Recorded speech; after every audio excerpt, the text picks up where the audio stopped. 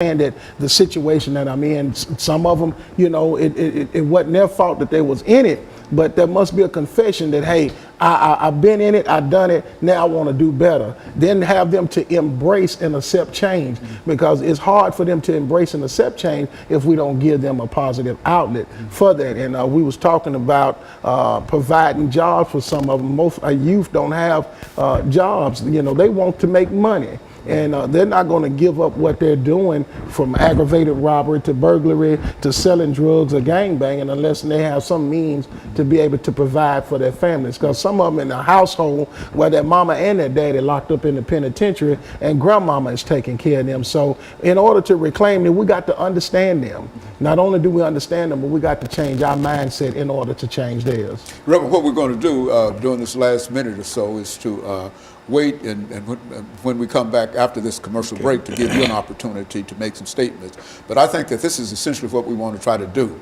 to demonstrate to the population and demonstrate to young people themselves. And I think that that's what the title that we're talking about this morning, reclaiming and empowering, which is to say that if they can follow the things that the three of you are talking about this morning, then they are on the road to what? Empowering themselves. They themselves can only empower themselves. Nobody can empower you but yourself. And so I can appreciate that. And so what we're going to do is to take this second commercial break, Reverend, and when we come back, we'll allow you to start us off. But I think that this is essentially what we wanted to try to do this morning. And so we're going to be back with our audience following this very, very short commercial break.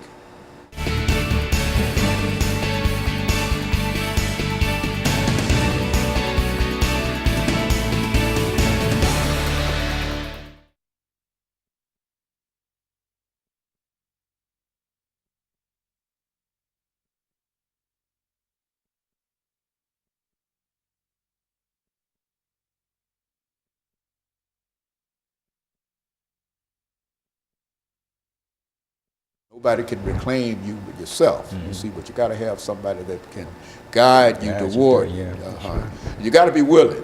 Too. Nobody can make you do anything. I think we've heard that said enough among the young people and ourselves, that you can't make me. You see, and I think that once we recognize that, and that they come to a conclusion that that's what they have to do. So we've got 10 minutes. Okay.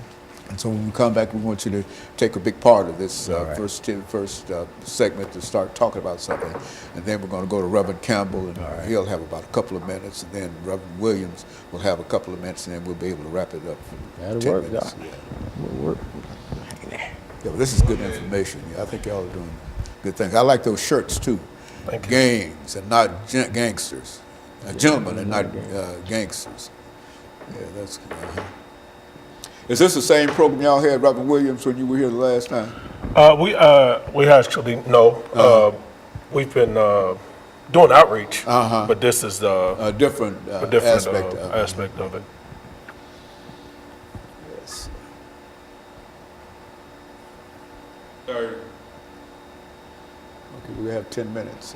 We'll start with you. All right.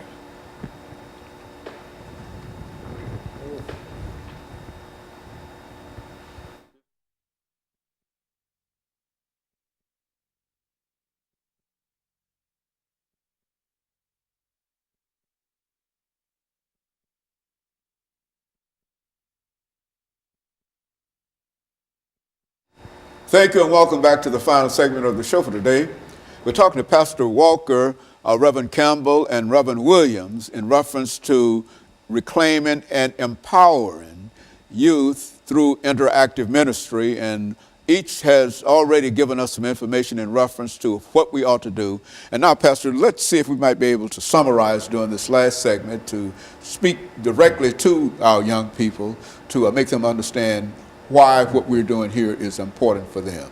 Well, Dr. Haney, when we talk about reclaiming and empowering youth through interactive ministry, we're talking about, first of all, have to understand that to reclaim something, you got to first realize that it's been claimed. Come on now. And they're being claimed through a systemic design that has been, when you look at the African-American male, it's been long under attack, released from slavery, these guys have wisdom, knowledge, and understanding about a lot of things but not allowed to use it.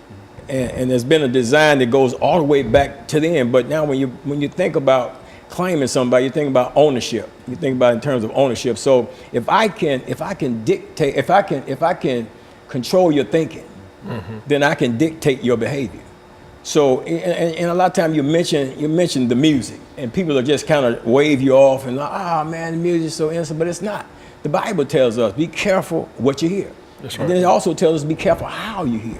So we got to be careful what's going into our ear gate, because what's going into our ear gates is beginning to formalize our thinking. And then our thinking turns into our behaviors and our actions. So if I got music that's playing to me, that's suggesting to me that, I treat my women with disrespect, that, the thug life is what's happening, and money this and money that, and just glorifies all kind of violence and stuff like that. I got my smoke, and I put dude to sleep, that kind of stuff like that. Yeah. So you're growing up with that mentality and that mindset, you begin to act that stuff out. So what we have to do is go in and show them how that when Pharaoh dealt with the Israelites, he said, and they said, come, let us deal wisely with them. So there's a wise system in play right now, Dr. Haney, that says, let's keep them from progressing. So let's do it through this negative music. Let's do it through. They did it to my generation through the black exploitation movies. Superfly and all of that right there. But now they put video and audio together. Now you got a visual of what you're hearing, and it's further impacting an individual, further gaining control of their mindset, and it's taking them down a pathway that we're stepping up to say, let's reclaim this. First of all, I got to make you aware of the system that you've been caught up in. So because a lot of them are acting out in a system that don't even understand and realize why they're acting out. Why do I want to go out here and sell dope as opposed to go to school to get a degree? Why do I want to sell dope and run the streets and pick up a pistol and get in a gang and do all these things as opposed to going out here and becoming gainfully employed? Why do I want to beat my girlfriend as opposed to loving her and treating her like a woman's supposed to be loved? Because I've been programmed to think that way. This is how I've been programmed to think. So until somebody can come in with another program and reprogram the individual, and I have to use the word reprogram, but that's what's been happening. We've been programmed to think and to act a certain way. Very good. And so, Reverend Campbell, so that's what we're trying to do, reprogram them. Is that what we're trying to do? It is. When you look at a body, the body dies if the head is not there. And if you can cut the head off, or you can take a person's mind, you can control their body. And changing their mindset, teaching them information of knowing, like Pastor Walker was saying, what they in and why they're doing what they're doing, because they have fell into the system that was already built to make them fall into. It helps them. When you get information, it says our people perish for lack of knowledge. And that's what happened. They're perishing because they don't understand. They just don't understand. And it's our job to help them understand, and then to empower them how to come up out of what they've been in. For instance, all of us have been in that lifestyle like them. Who better to empower you than somebody that already been there? We can tell you God first. That's the main thing. We couldn't have never made it without him. But not only that, your own determination to say, I want better, I can do better. The mindset of the little train that thought he could, he said, I think I can, I think I can. They have to keep on going at it, because life will continue to press you down, but you have to have a mindset of saying, I never give up, I won't quit, because there is better for me. Brother Williams. Yeah, I definitely agree with everything they're saying. It's very good. And what I see, Dr. Haney, is a lack of education. It's been the root of the problem ever since slavery. They didn't allow them to read, and the Bible was the main thing that they kept from them. And they found that, understanding, if we can keep them from a knowledge of who they are, then we can give them who we think they are, and they'll adapt to that. And so that's what we've seen. We've seen these ideologies been perpetuated over our people for centuries of time, and that's what they have adapted to, and they've taken it on as their own character or personality, and they're acting it out, just as these two men of God have just said. But I think what we have to do in reclaiming is getting them to first know who they are, and then we'll come under that, and fortifying them with education, teaching them history, teaching them about, how to empower other communities, and not just their own, because a lot of what we'll see in our communities is that person that has made it out, like ourselves, that have got it brought out of the fire. A lot of them have said, okay, well, I'm gonna move on the outskirts because I don't have to deal with it. I don't have to get involved. God saved me, praise God. So, but what we need is to empower, just like they said, is those that have been awakened. We need to go back. The Bible even says that when you've been restored, go back and strengthen your brother. So that's what we're doing.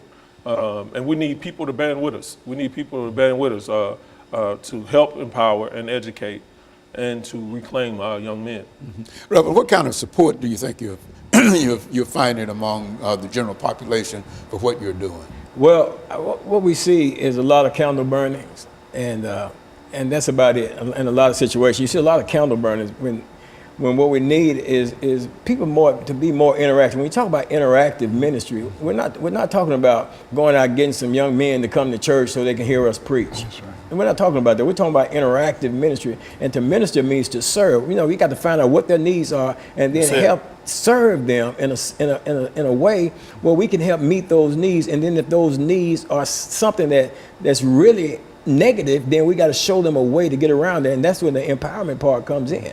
But it's going to take community involvement. It's going to take families involvement. It's going to take the mother that's raising these children to take a firm stand, and get the information, seek the information, and understand if I got a weakness in an area, go find it, find the strength so I can be strengthened in the area, because my children, and especially my sons' lives are at stake if I don't do that. And then we got to tell the fathers that if you impregnate this girl, then you can impregnate her. You can't run off and not take care of the child and then complain when she takes you through child support. You know what I'm saying? There's got to be a system of support, and it's got to come from all areas, and it's got to come from the church. It's got to come from the school. It's got to come from our being involved in the school. We have to show up in the schools to see what our children are going through in the school system, because they're being mistreated there as well. It's no secret about that. That's right. This school to prison pipeline, man, it's a deadly real thing.